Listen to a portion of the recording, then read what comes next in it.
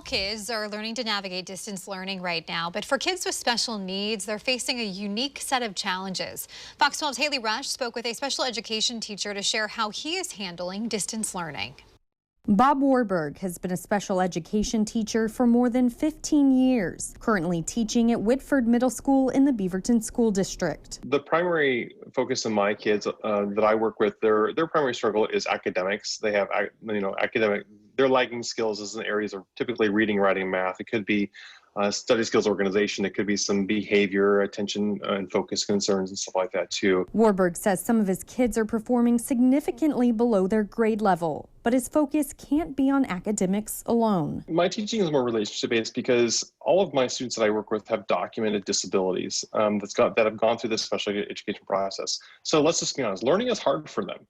And I kind of feel like my way in to help ease that struggle is building the relationship of trust. I have to have their trust because they know that they're not really good at a skill. And my job is to help raise those skills so they feel more confident about themselves. But unlike previous years, Warburg is currently teaching his kids all online. It's hard for everybody. I'm not going to sugarcoat it, but we just want them to know, hey, we're here to help.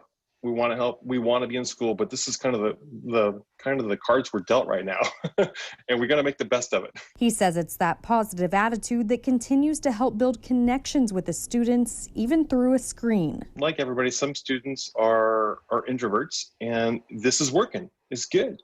For some kids, they're more social, butterflies, and stuff like that. And so I encourage students to do what works best for them, as far as if you feel like leaving your video on and your mic off and chat with me, cool, we'll go for it. If you're more comfortable with leaving your mic off and your video off, and you want to communicate with me through the chat in Zoom, then do that with me. That's cool. He says keeping some kind of order is also crucial. For the first 2 or 3 weeks, it was really like, okay, these are your Zoom classes. This is your time.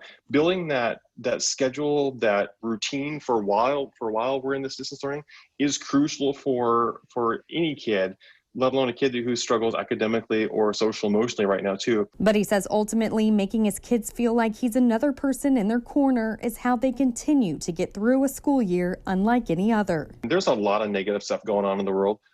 And if I can be positive for my 45 minutes that I have them, and hoping that rubs off onto them to encourage them to do their best, build their grit, their determination, whatever we want to call it, then, I feel like I'm kind of winning a little bit here too. And I feel like I am because I'm seeing higher attendance in my classes. I'm seeing more work completion. I'm seeing more self-confidence, more kids wanting to share.